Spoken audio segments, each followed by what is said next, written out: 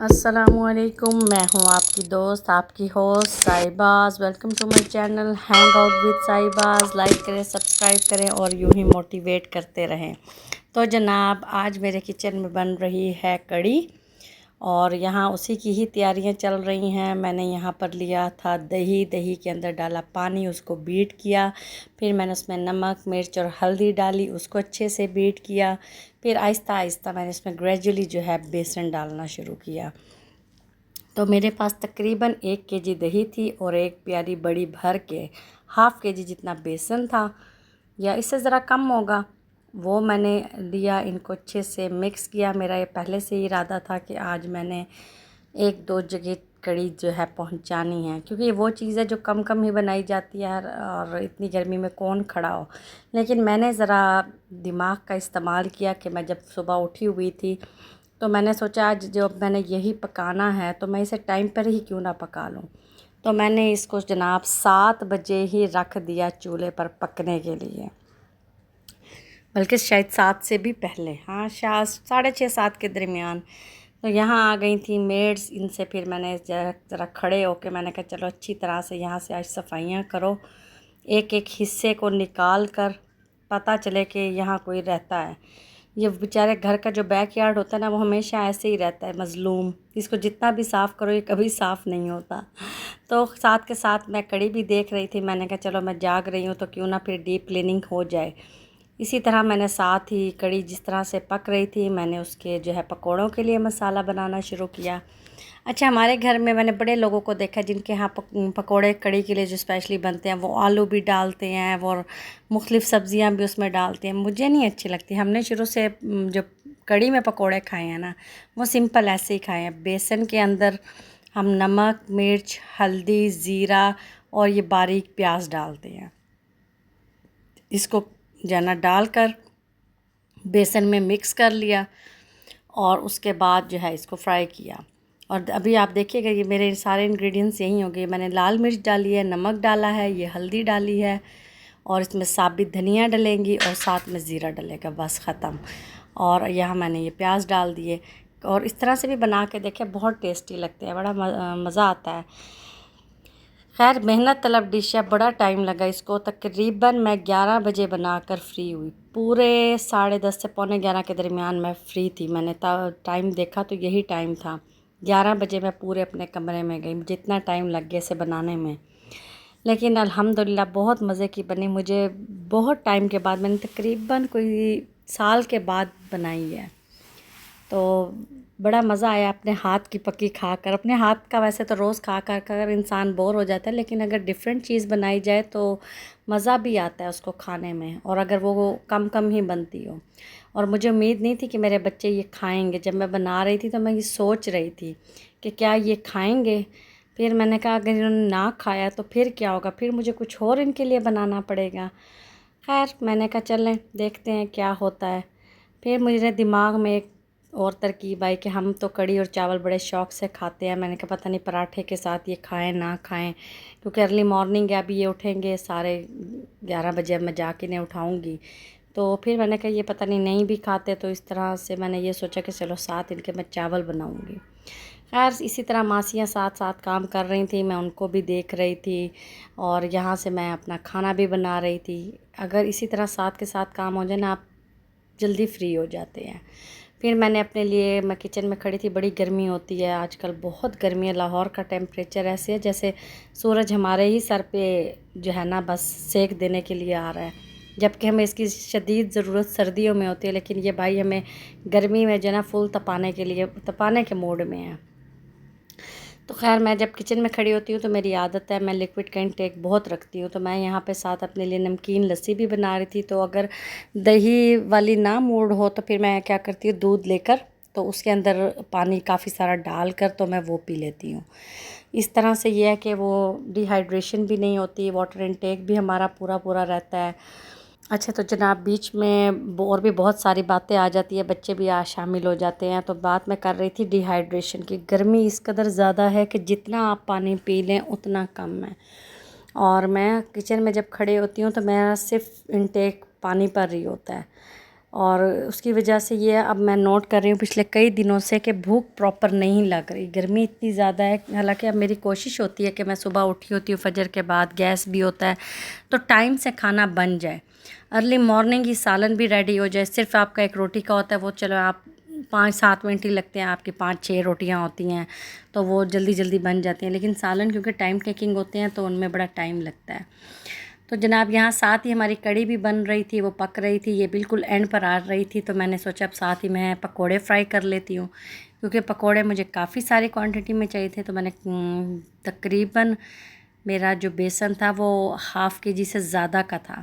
अच्छा, अगर आपने पकोड़ों को थोड़ा रखना है ना कि फ़्लफ़ी गोल और गुलगुले टाइप से जिस जनाब हों, तो उसके लिए आप थोड़ा सा इसमें बेकिंग सोडा डाल दें। मैंने भी वही डाला था और उसके बाद मैंने पकोड़े खाए तो वाकई बड़े टेस्टी बने थे। देखिए, मैं आपको फ्री के साथ टिप्स भी देती रहती हूँ। बहुत सारे लोग नहीं भी डालते, कुछ लोग डालते भी। मैं आम रूटीन में पकोड़ों में बिल्कुल भी नहीं डालती। जब मैंने आलू डालना हो, पालक डालना हो, फिर मैं नहीं डालती। फिर मुझे सोक पकोड़े अच्छे लगते हैं, ज़रा क्रंची हों, क्रिस्पी हों, उनको खाने में बहुत फिर मज़ा आता है। लेकिन कढ़ी में हमेशा सॉफ्ट और जो है ना ज़रा इस तरह के फ्लफ़ी टाइप से अच्छे लगते हैं। वरना अगर वो बिल्कुल फ्लैट टाइप के पकोड़े होंगे तो वो ना अंदर ही दब जाते हैं। अब इस दफ़ा मैंने ये नोट किया कि जब ये मोटे और ज़रा बड़े बड़े थे, गुलगुले टाइप से फ्लफ़ी से थे, तो इनको ये था कि कढ़ी के अंदर ये घुले नहीं, मेल्ट नहीं हुए और बिल्कुल साबित साबित से रह गए। तो ये एक मुझे इसका फ़ायदा ये भी हुआ।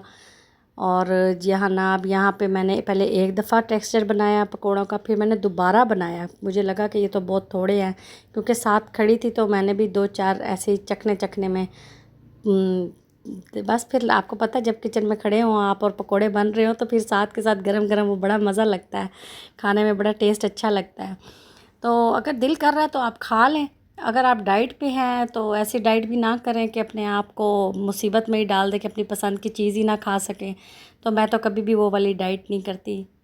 हेल्दी खाएं, पोर्शन में खाएं, तो वो आपको बिल्कुल ठीक रखेगा। आपका ना वेट बहुत ऊपर चला जाएगा, ना बिल्कुल ज़ीरो पे आ जाएगा। तो अपने आप को हेल्दी लाइफस्टाइल में रखने के लिए बस वही खाएं जो आपका दिल भी कर रहा है, उतना खाएं जितना आप हज़म भी कर सकते हैं।